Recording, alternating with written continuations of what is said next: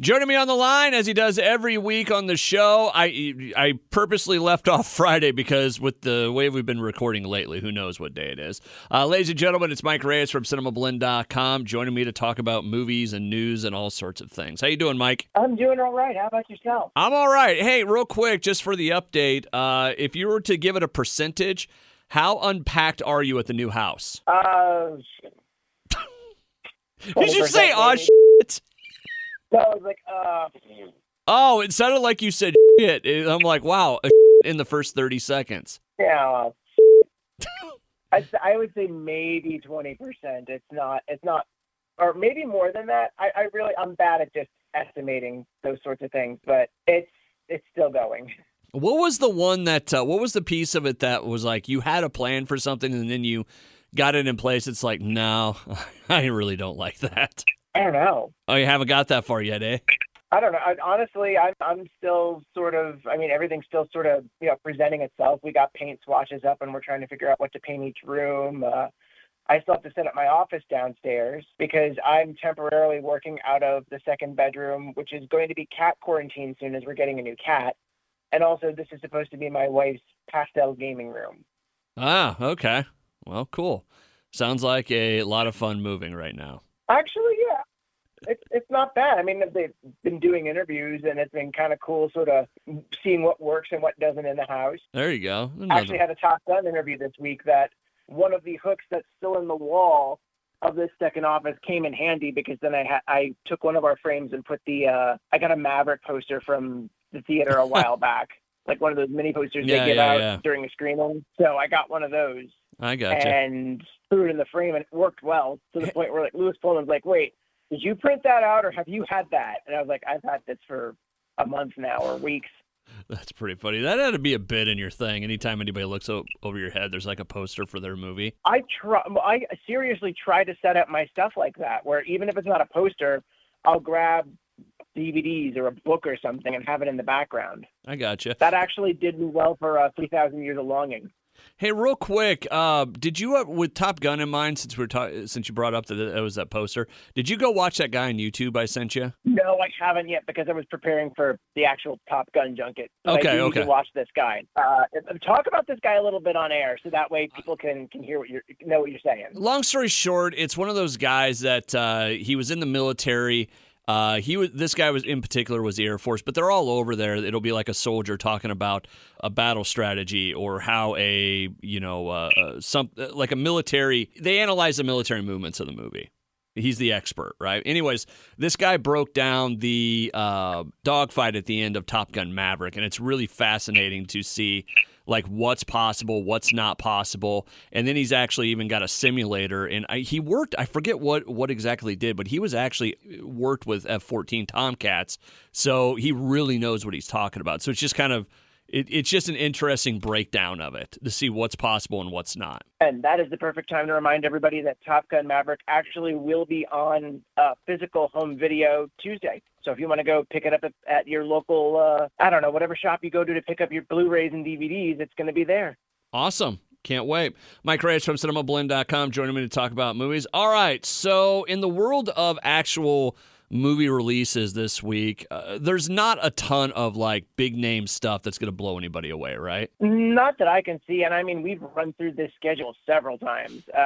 Netflix has All Quiet on the Western Front, the big remake of a World War I drama. Okay. Hitting streaming this week, and it was actually in theaters, I think, a couple weeks ago.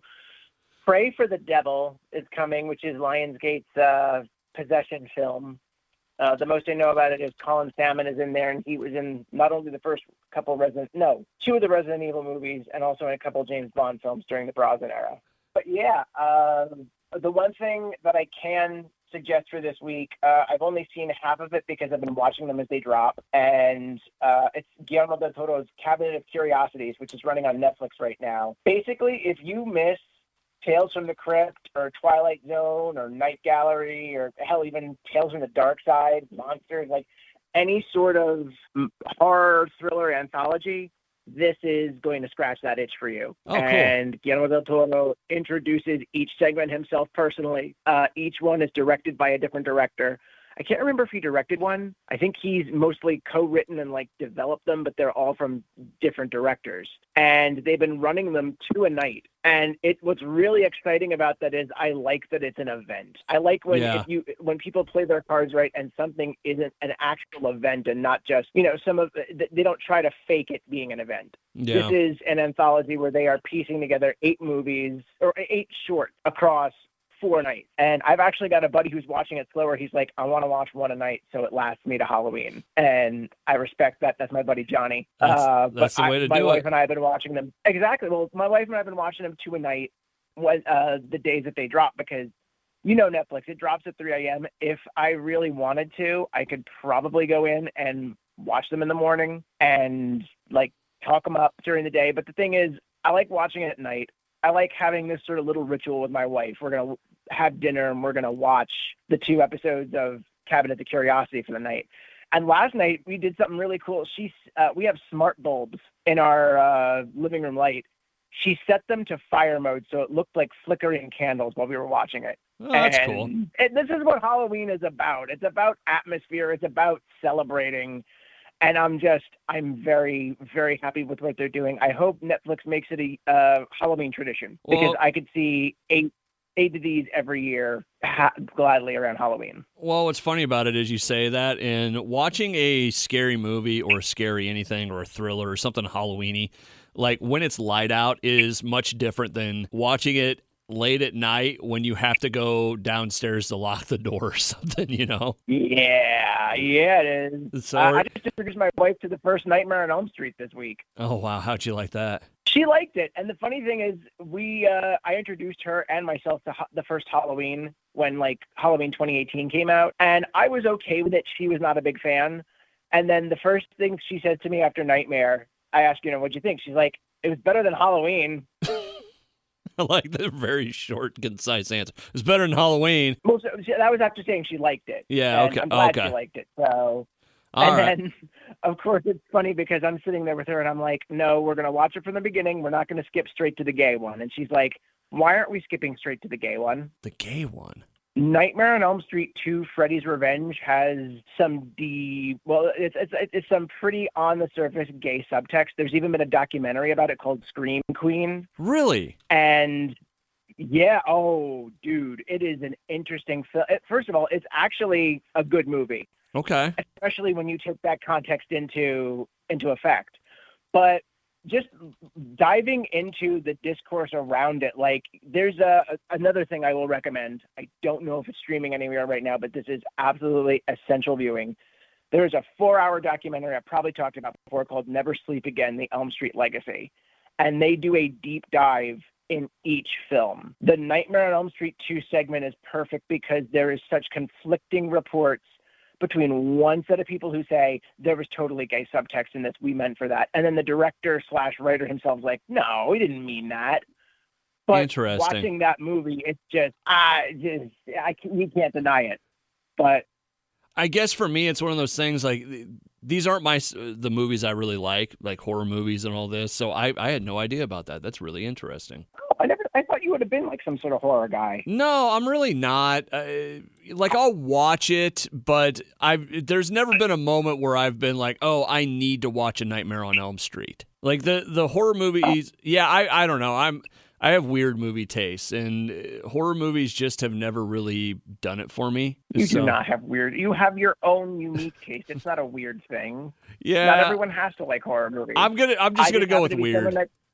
I just happen to be someone that grew up with, obviously I grew up with my own moments of being scared the shit out of by horror. I mean, I still remember when Leprechaun was coming out and those ads creeped the hell out of me as a kid. And then, of course, I had a My Buddy doll, and what was one of the big franchises that was coming up when I was a kid?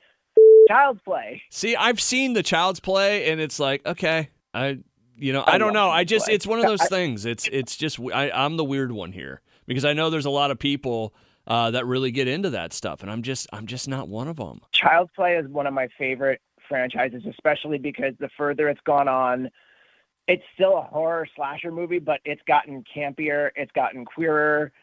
There's a lot of stuff that especially with the new series on Sci-Fi, Chucky. Like, this is their second season this year.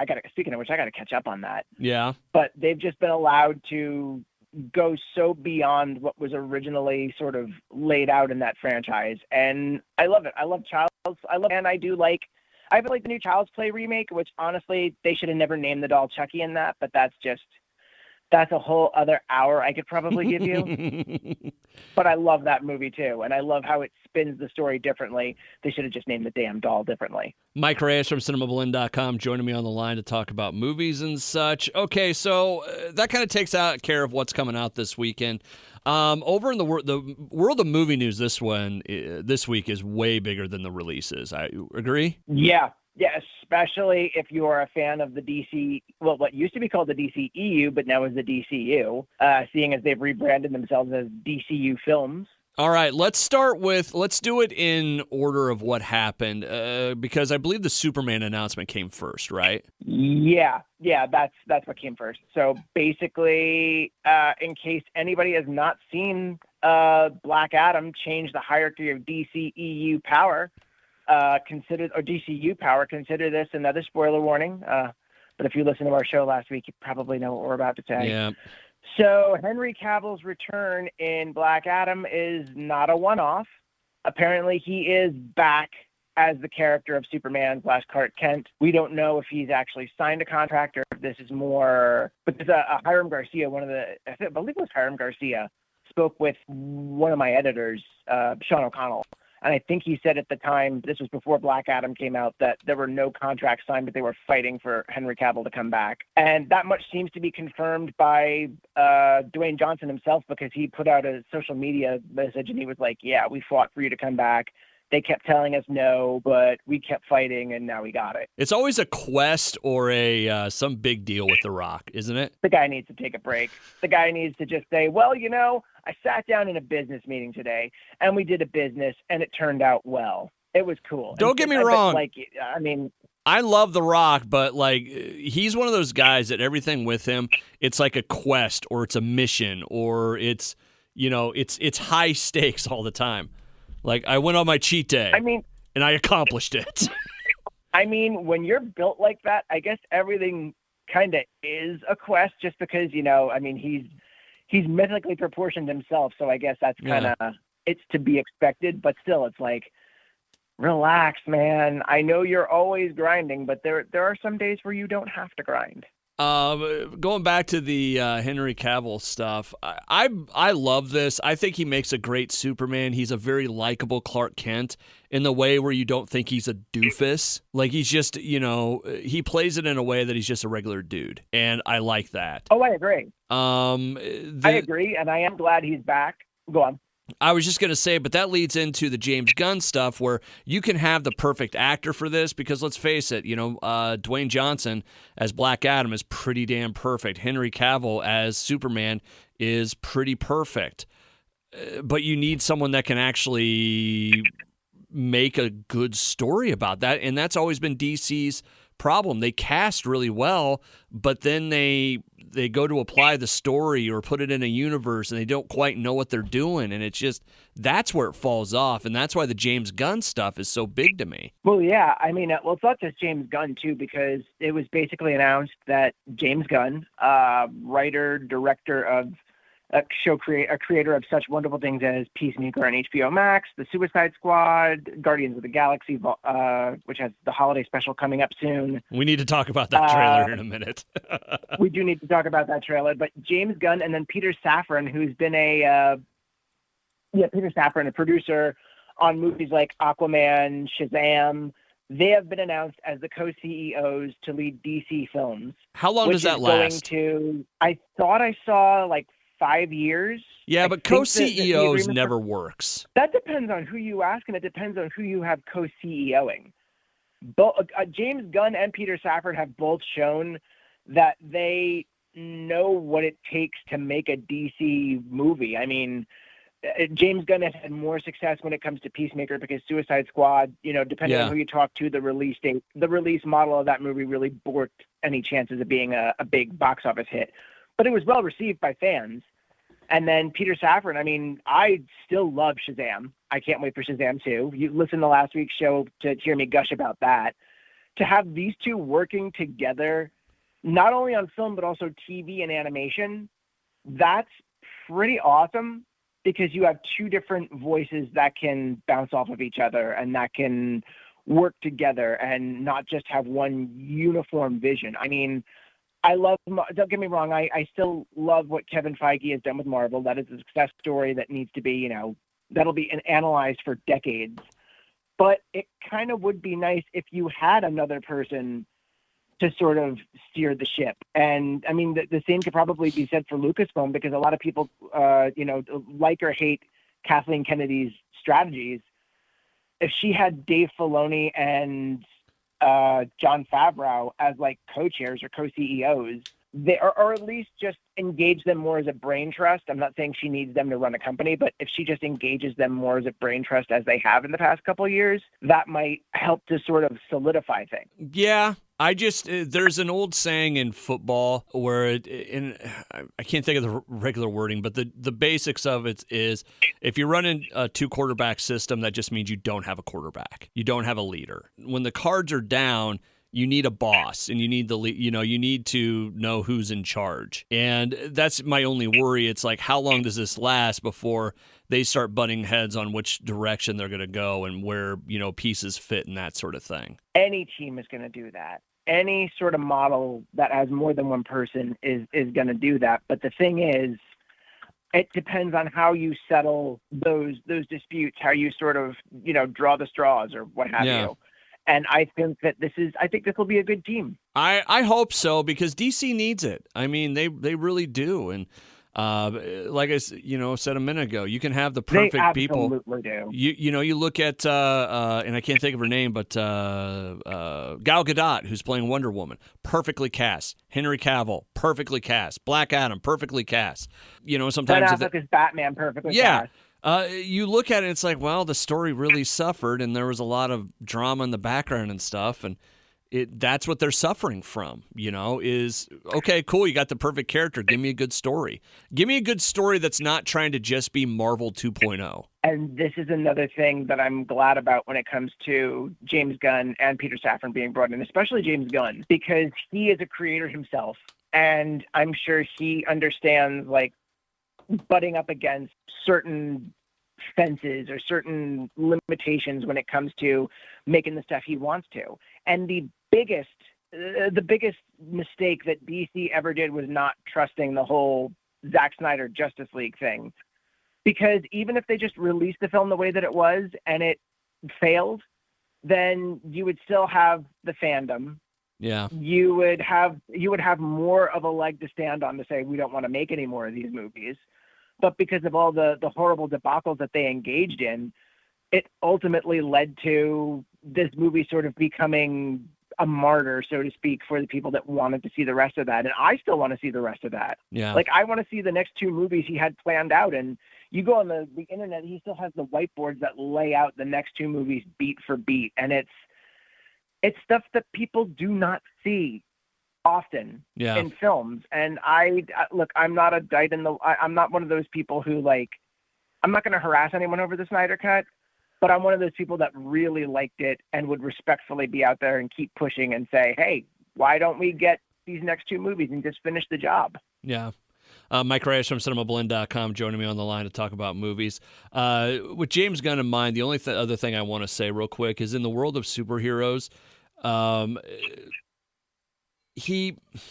my worry is the characters that he's done really well with are not well-known characters. They're not that, grade A top level superhero. He's had really good success with characters that he can kind of play with that people don't know as much about. So there isn't as much of in the comic book, Superman did, that's my only worry is if he starts to goof around or play with something in a way that people don't want him to, that's where it might get interesting with him. You know what I'm saying? Well, I think that's why he would probably pick and choose his projects as carefully as he has to begin with.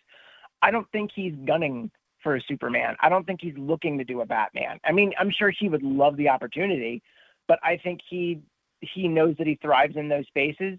And as a co-CEO of DC Films, he'd probably just continue to go after the people that should be doing these other projects. Like, if we do get a Man of Steel 2, I'm sure he would want to get like a Brad Bird or George Miller or someone to do that. Yeah, that's my worry is the success he's had is with characters that aren't as well known. Because let's face it, when Guardians of the Galaxy came out, everybody was like, it's a tree. You know what I'm saying? I mean, that just harkens back to the scene with the scene in the first Guardians of the Galaxy with John C. Reilly and Peter Serafinowicz. He's like, they're called the Guardians of the Galaxy, and then the other Nova Corps guy's like, who? Yeah, exactly. So we'll see. I think it'll be good. I think it's good for DC to have guys like this that clearly know what they're doing. We'll see what happens, you know? No, definitely. I am excited to see the next phase of DC, the DCU, and I am just, best of luck, break a leg to James Gunn and Peter Safran. And even Kevin Feige's like, I will be the first in line to watch anything that James Gunn does under this. Like, that's another positive of this. It's almost like a nice sort of sandbox truce where both sides can acknowledge that good people are leading. And competition, I think, would thrive from that, because instead of, going into this sort of bitter, like, well, we're adult movies. We're superhero movies for people that have grown up out of their underoos. Like, it'd be nice for them both to just be like, you know what? I dug that Superman movie, and that's why we're kind of going for a lighter touch with X Marvel movie. And, competition, I believe, is at its best when the opponents are respectful adversaries, I guess I should say. It's like, the other person is your competition, but you don't hate them. There's a lot of ways that could go. Just ultimately do it with your heart. Kevin Feige could sound one way while he's on top, but if Marvel goes underneath the DCU, that tone could change real quick. You know what I'm saying? Oh yeah, I mean that's human nature for you. Mike Reyes from Cinemablend.com joining me on the line. Going with James Gunn, we got the first trailer for the Guardians of the Galaxy Christmas special, and it looks hilarious. I'm flirkin' hilarious. That's right. It looks flirkin' hilarious. Flirkin' hilarious, everybody. I think that's what Goose is, a flirkin'. There you go. Either way. Yeah, I was kind of iffy when they announced this, because every now and then, Disney has their big unveilings. And excuse me, it's a holiday special. And it's the unveiled things like I Am Groot and Guardians Holiday Special, and it's like, okay, do we need this? Yeah, after watching that trailer, I need this, because I'm sorry for doubting that James Gunn had a cracker of an idea to go in for a holiday special. And not only does it look like it's built off of the bones of like a typical Christmas special where it's like, oh, Peter's sad at Christmas, we have to cheer him up. Then he takes the left turn of bringing in the one and only, or as the trailer says, introducing Kevin Bacon. Yeah. Because Mantis and Drax think that they have to travel to Earth, get their party on for the holiday, and then abduct Kevin Bacon as a Christmas present. It's got the it's a lot like Christmas Vacation, like Frank Shirley, my boss, brought right here. And I have to say yet again, Palm Clementif and Dave Bautista as Mantis and Drax that is the next Rocket and Groot power team in the Guardians universe, because they're just characters so wonderfully paired that their shtick is hand in glove. Like the whole thing where they're at the gate, and then Mantis introduces them coming to see Kevin Bacon, and then Drax does the same thing again. It's just like, I already did that. He's like, but he couldn't hear your mousy voice. Yeah. Like this I love when a universe knows how to pair off its characters, and Rocket and Groot was the one that obviously made me fall in love with the first Guardians. Now having Drax and Mantis doing that is just, It's wonderful, and it also gets me more excited for Guardians 3. Yeah. So much James fun. Gunn, you're a beautiful man. Come on our show. He has tweeted at me twice, I believe. I think I've tweeted with him before, too. He's just a cool guy. Yeah. Like, I remember watching the Dawn of the Dead remake, and then I forget who he wrote to, but he wrote to, I think it was Bloody Disgusting or some horror website. I think it was him that did this. Someone wrote to one of those sites because it opened like on Easter weekend or like the same weekend as Passion of the Christ, I think. So they wrote like a fake letter from Jesus saying, hey, you can see Passion of the Christ and you can see Dawn of the Dead. I love Dawn of the Dead. Here's why. Yeah. And just ever since his work on that, which by the way, James Gunn wrote the Dawn of the Dead remake or co-wrote, I forget what the writing credits were on that, Zack Snyder's first directorial movie. So if you needed, like, if there was ever a shot called in the comic universe, especially the DC universe, that's the movie there. But then seeing him progress to things like Slither. Like, Slither is still just such a gem that I want more people to watch. And then even as a producer with a movie like Brightburn, like, he'd been working with Troma for so many years and then has just built this wonderful A-tier career for himself.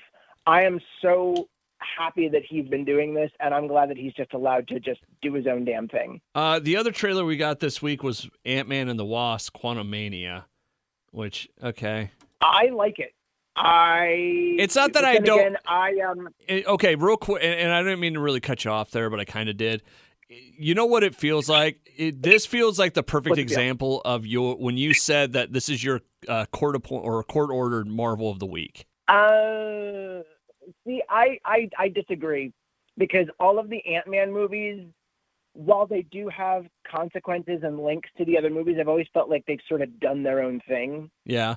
And you could very easily do a Cliff Notes version of them, but I wouldn't because, even though they're not top tier Marvel, they're still a lot of fun. Yeah. This one, I'm sad about this trailer for one particular reason. Someone had leaked the footage before the actual trailer came out, like maybe weeks ago, or maybe a month ago when it was shown at D23. There was slightly more to that trailer. Yeah, and we talked about that, me and one of my buddies. Because one of the things that they cut was they cut out some of Bill Murray's dialogue. I think he had a little bit of dialogue in a moment with Michelle Pfeiffer, but considering how he's been in the news lately, I'm not surprised that they did that.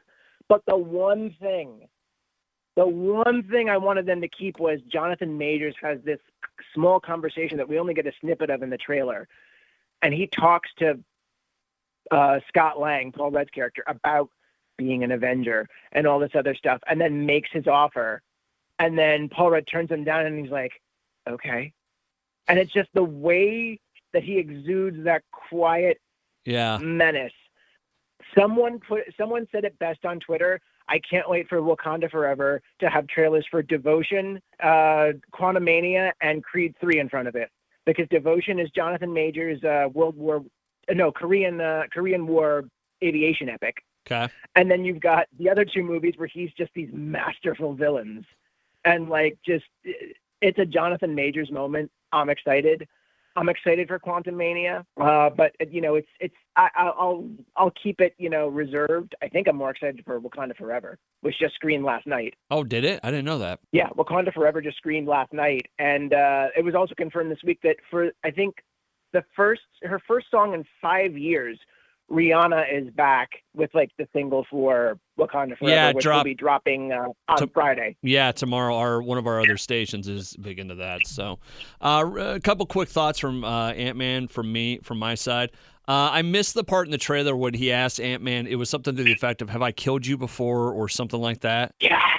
I missed that, and then somebody pointed out. Did you see the 10 Rings connection? I did see that someone was talking about how the technology looks like stuff that we saw from Kang in that trailer. Yeah, the rings in the city look the same as the rings on the arm of in Shang-Chi. So yeah. By the way, Wakanda Forever so far has been getting some pretty positive responses. However, that kind of happens with these advanced screening / premieres for comic movies. So, your mileage may vary, but yeah, I'm excited to go see this. Should be pretty awesome. Mike Reyes from Cinemablend.com joining me on the line to talk about movies. All right, over on the other side of things, real quick as we wrap up today, Doctor Who had kind of a surprise regeneration this week. Oh, a lot of surprises with Doctor Who this week. I have not caught up with the 13th Doctor's exploits, unfortunately. I'm going to at some point, but I especially need to now because the Doctor has regenerated into David Tennant as the 14th Doctor. Now, something that I need to note here, this is an officially numbered regeneration. It's not like when John Hurt came in as the War Doctor and they skipped a number because, he didn't think he truly belonged as a doctor. He was not the Doctor in that incarnation. This is the 14th Doctor. David Tennant will be the 14th Doctor for 3 specials in 2023. And if I read the press release correctly, Ncuti Gatwa's 15th Doctor will come in at Christmas or New Year's, because they said the festive season in the big press release they put out. They put out a new logo, which is harkening back to the 70s logo of the show, although some people think it looks like Paw Patrol. I'm just saying. Probably. You're not the only one. A good friend of mine in our buddy chat was like, what is this Paw Patrol they're putting out there? And I was like, it's a sense of the 70s logo. But the big announcement that really took me off guard, and that's even after this regeneration, is that Doctor Who, as of the 60th anniversary specials for future seasons, will be streaming on Disney Plus in all territories outside of the UK and Ireland. BBC will still maintain those streaming rights in their home network. But 2 big things are, A, I think someone joked about Disney, or maybe there were rumors about Disney trying to get Doctor Who a while back, and I never thought it would happen. It happened. Second, I wonder when the HBO Max stuff is going to carry over, because the HBO Max still has everything from Christopher Eccleston through Jodie Whittaker's run. Yeah. But also, it's going to be interesting to see how and if Disney handles merchandising and theme parks, because my buddy Dirk over at Cinemablend, he is on our theme park beat, and he basically asked the question, could this bring Doctor Who to the parks? And the first thing I thought of was the Alien Encounter / Stitch's Great Escape ride in Walt Disney World had a room that already looked like a TARDIS console. It looked like the inside of a TARDIS because it was a circular room with this giant column in the center. And that would be an easy thing for them to put in there. But yeah, I mean, it's wild times for Doctor Who. I think they're making a big push to get out of what was perceived as a slump through the Jodie Whittaker era, and with Chris Chibnall show running. I mean, you could see that with Russell T Davies being brought back to show run in the same way that, now we've got David Tennant coming back as the Doctor. What's interesting about the Jodie Whittaker stuff is in 10 years when people go back and look at it, what will they think? Because if you go back and you look at, Peter Capaldi, it's like, oh, he's a great Doctor, the writing wasn't great, and everything usually softens or gets worse with age. It'll be interesting to see how the Jodie Whittaker stuff ages. Yeah. No, I definitely, you could even look at the 6th Doctor. Some people didn't look upon his tenure too kindly, and then eventually over the years, people start reappreciating things. They discover something they didn't see before, and next thing you know, tons of people are saying, "Hey, it's good." Actually, is the way the internet describes it. Well, there's a big reappreciation. Well, that's the thing. Take Star Wars. Look at how everybody looks at the prequels now as to when they came out. They're not totally bad, but I see people's viewpoints on them. But, that's another question of how are people going to look at Rise of Skywalker? Yeah. Yeah. Eh. Yeah, I don't think there's going to be much well, there might be, because I know some people who are actually in the tank for that one over Last Jedi. And I respect their opinions, but I do not agree with them. But, that's the magic, man. That is the magic. All right. Mike Reyes from Cinemablend.com joins me every week to talk about movies and news and TV series and just about everything. It's pop culture, everybody. Mike, you have yourself a great weekend. We'll get all your stuff up over at the website, okay? You as well, man. Have a good one.